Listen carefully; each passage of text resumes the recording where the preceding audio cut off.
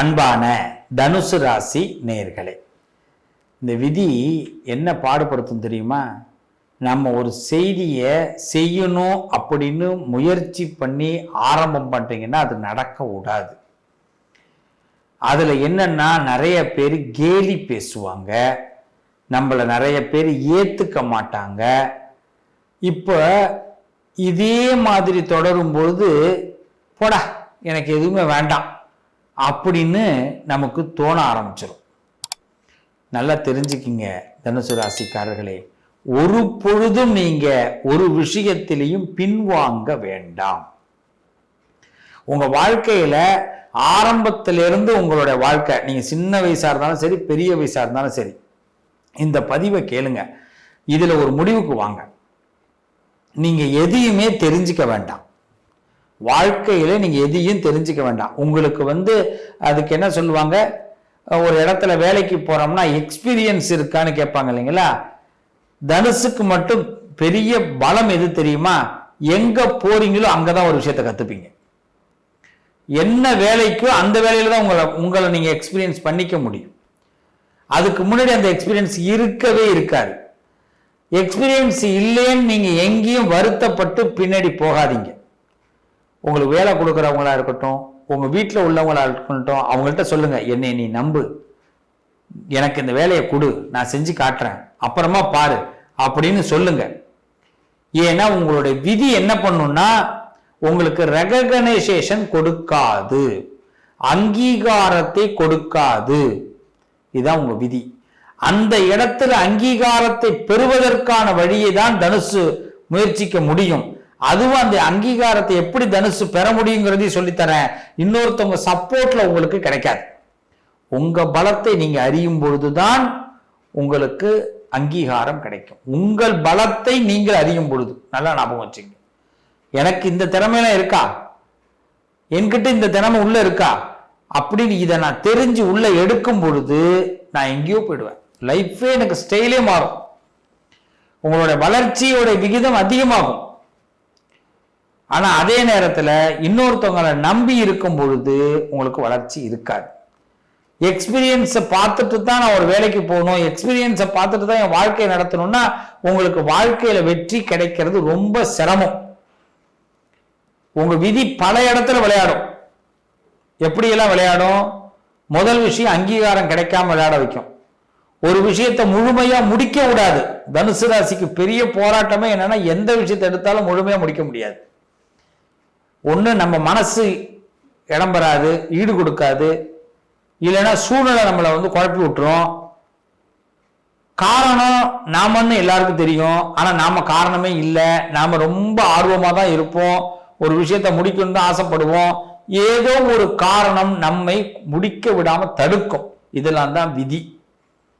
இந்த இடத்துலலாம் ஜெயிக்கணும்.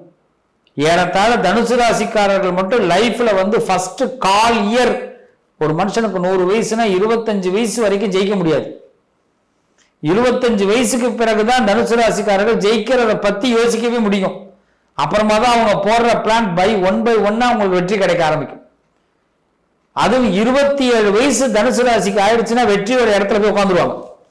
கம்பல்சரி சக்சஸ்ஃபுல்ங்கிற ஒரு போர்டு உங்களுக்கு வந்துடும். தலைமை பண்பு கிடைக்கும்.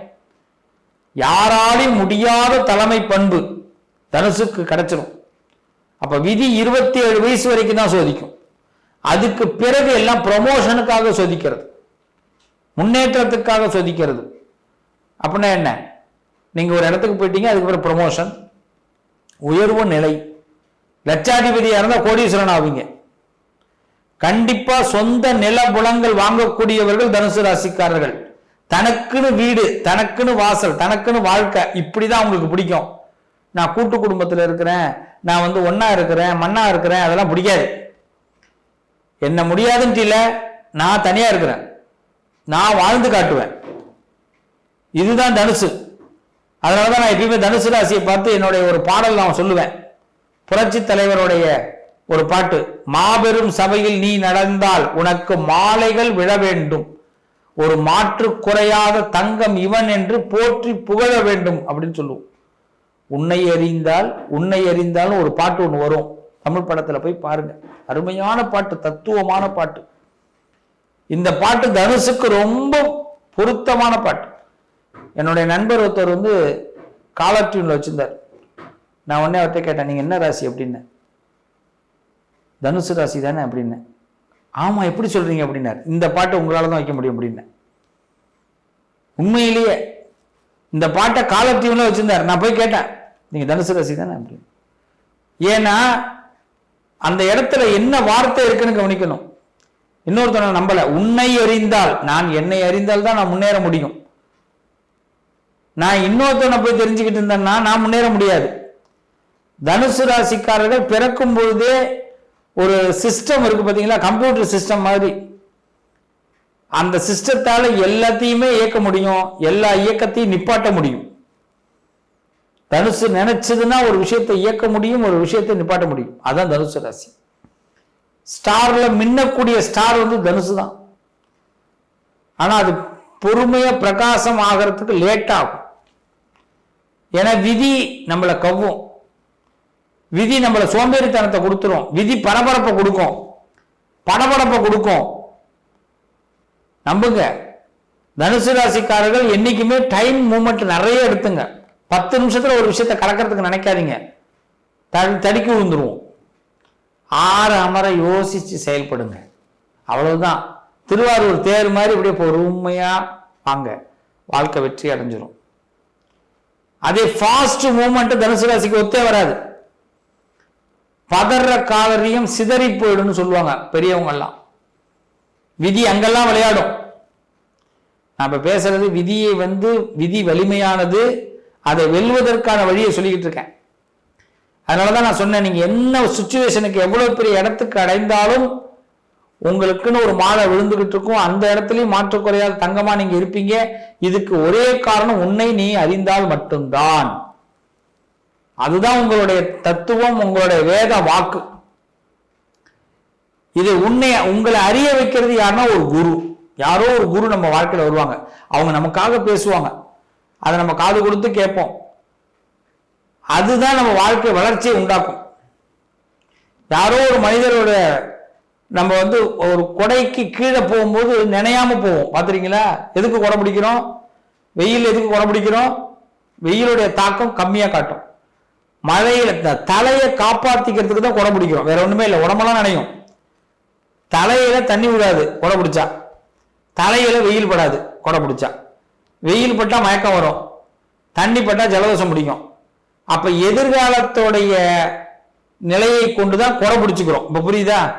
அப்ப நீங்க ஒரு பெரிய மனுஷங்கிட்ட நீங்க இருந்தீங்கன்னா உங்களுக்கு எதிர்காலம் சிறப்பா இருக்கும். உங்க தலையெழுத்து சரியா எழுதப்படும். இதுதான் தனுசு ராசிக்காரர்களுடைய விதியை மாற்றக்கூடிய வழி. அதே நேரத்துல எனக்கு இது செட் ஆகாது, எனக்கு இது வராது, போகாதுன்னு எதுலையுமே தள்ளி போகாதீங்க. தள்ளி போனீங்கன்னா இந்த உலகம் உங்களை கிள்ளி எரிஞ்சிரும். என்ன, உலகத்துல எதுவும் தேவை கிடையாது, எல்லாத்துக்கும் ரீப்ளேஸ்மெண்ட் இருக்கு. நீங்க இல்லைன்னா 100 ஆளு. தள்ளி போனா கிள்ளி எறியும் இந்த உலகம், அதோட புத்தி. நம்ம என்ன பண்ணணும்? தள்ளி போக கூடாது. ஒரு பெரிய மனிதர்களுடைய நிலையில நாம இருக்க ஆரம்பிச்சோம்னா அவங்க நம்மளை தலையெழுத்த மாத்துவார்கள். தனுஷோடைய பெரிய பலமே அதுதான். நீங்க 40 வயசு தாண்டிட்டீங்கன்னா சக்சஸ்ஃபுல் பர்சனா நீங்க வருவீங்க. உலகத்தை ஆளக்கூடிய ஜாம்பவானா வருவீங்க. உங்க விதி அவ்வளவு தூரம் அழகா எழுத்தப்படும். அடுத்தடுத்து எழுதும். மற்றவங்களுக்கு எல்லாம் ஒரு தடவை எழுதினா, தனுசுக்கு மட்டும் விதி வந்து அவ்வப்போது எழுதிக்கிட்டே இருப்பான். ஏன்னா குரு ஆட்சி பெற்ற இடம். நீங்க என்னெல்லாம் உங்களுக்கு உங்களுடைய திறமையை வளர்த்துக்கிட்டு வரீங்களோ அவ்வளோக்கோளோ உங்களுக்கு லாபம். நான் 2011 இந்த திறமையோட இருந்தேன்னா அப்போ ஒரு லாபம், 2021 திறமையோட இருந்தேன்னா அப்போ ஒரு லாபம், 2031 இந்த திறமையில நான் வளர்த்துருக்கேன்னா அப்போ ஒரு லாபம். சார் நான் 2021 எப்படி இருந்தனோ அதை விட கம்மியா தான் சார், எதையும் வளர்த்துக்கல சார்னா அதை விட கீழே தான் இருக்கும். தனுசு ராசிக்கு முன்னேற்றம் வராது. முக்கியமா தனுசு ராசிக்காரர்களுடைய விதி எங்கெல்லாம் வேலை செய்யும்னா, நம்மளை விட மேலே இருக்கிறவர்களை முழுமையா நம்பும் போது ஏமாற்றப்படுவீர்கள். ஏன்னா அவன் என்ன பண்ணுவான்னா உங்களுக்கு குறுக்கு வழியை கத்துக் கொடுப்பான், உங்களை கிறுக்குன்னு ஆக்கிடுவான்.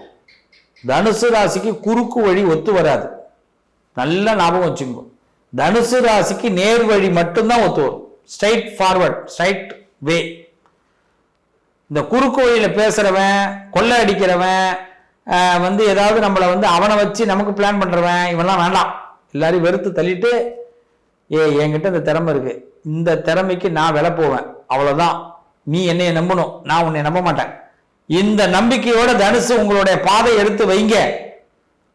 உங்க தலையெழுத்து மாற்றப்படும், உங்க விதி வலிமை இழக்கும். அப்ப தெரியும் இந்த ஸ்பீச் உங்களுக்கு எந்த அளவுக்கு பலன் கொடுத்துருக்குன்னு. அதுக்குதான் இந்த வார்த்தையை சொன்னேன். மாபெரும் சபையினில் நீ நடந்தால் உனக்கு மாலைகள் கண்டிப்பாக விழும். ஒரு சபையில நடந்தீங்கன்னா அதுல உங்களுக்கு மாலை வரும். ஏன்னா உங்க திறமையில தான் அந்த சபையில நடப்பீங்க. அதே சபையை நிறைய பேர் பார்த்துக்கிட்டு இருப்பான், கை தட்டிட்டு இருப்பான், அவனுக்கு மாலை விழாது. நீங்க உங்களுக்கு மட்டும்தான் மாலை விடும். அப்படிப்பட்ட அருமையான தனுசு ராசிக்காரர்கள், உங்களை அறிந்து கொள்ளுங்கள்.